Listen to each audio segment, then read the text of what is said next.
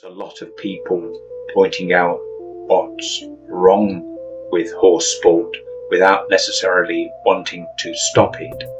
And so there are arguments in the book that can be used to further that cause.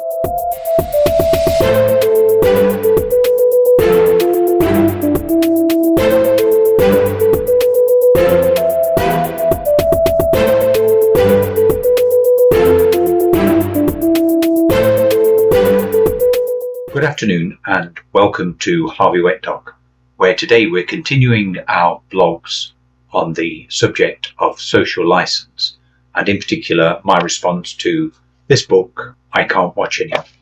And I entitled my blog Black Beauty for the 21st Century.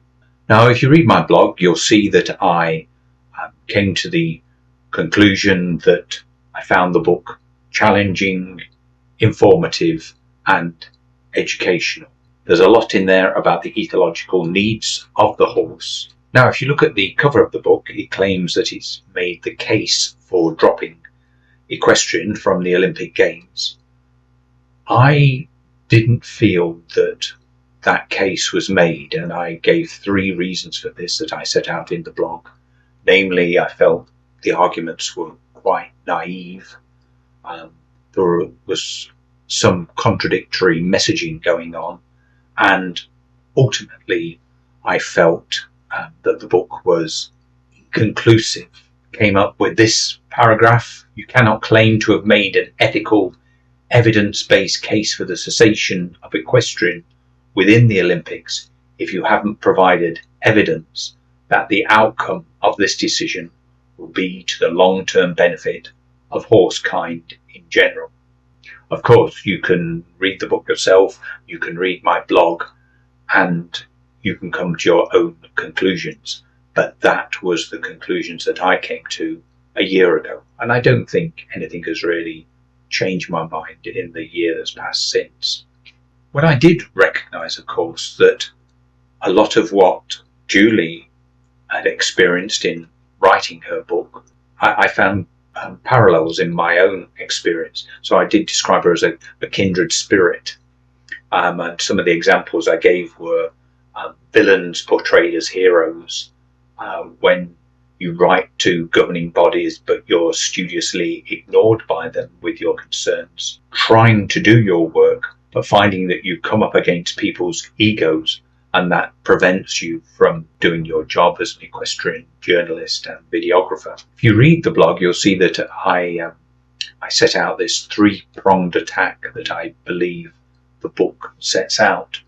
And that 3-pronged attack is described as stopping elite competition to reduce status and cut off funding, attack and discredit the governing body and its processes to undermine the sport, and to destroy stakeholder confidence, people like sponsors, owners, venues and spectators, to further undermine the funding stream. But I did feel that we couldn't afford to ignore the book.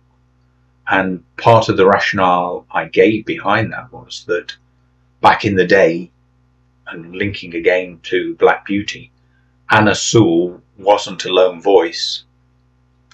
In fact, Black Beauty was a catalyst for action by a number of people.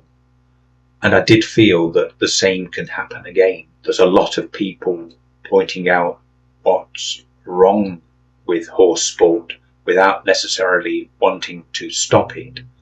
And so there are arguments in the book that can be used to further that cause. Now, I did find the book quite a challenge. It challenged my thoughts and beliefs, and I obviously put a lot of thought into it at the time and what my response was going to be. And I should point out that Julie did make her own response to my critique, and I've linked that in the blog, and you can read what she said and what her views were on what I'd said. But some of the thoughts that went through my mind at the time, again linking to my experience in the civil nuclear industry, I said, if my previous colleagues can make a case for the safe operation of Hinkley Point C nuclear power station, on the North Somerset coast, then I am confident we can make a case for the safe continuation of equestrian sport within the UK. And one of my final thoughts were, I'm not so worried about what happens at shows and events in plain sight. Surely we can put that right. It's what happens behind closed doors, the dubious breeding fashions, horses that appear and then just as quickly disappear, the millionaire children funded to succeed at any cost. That's what really worries me. So I encourage you to read the book, read my blog, and put some thought into this and decide what action you feel you should take as a horse owner to ensure that the horses that you're responsible for are getting the good life that they deserve. Just the same way as Anna Sewell set out to ensure that those carriage horses that had an important job to do still enjoyed a good life, or a better life than they were at the time. So looking further at the challenges the world of equestrian sport faces, next time the blog will look at the future for eventing fence design and the recommendation by the Alliance for Horse Welfare, which was a body set up in the run-up to Paris 2024, and one of their recommendations was that all cross-country fences should be frangible.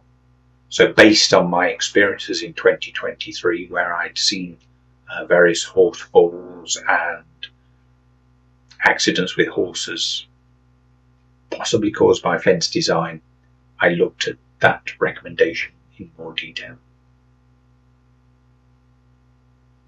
So thank you for watching Harveywetdog.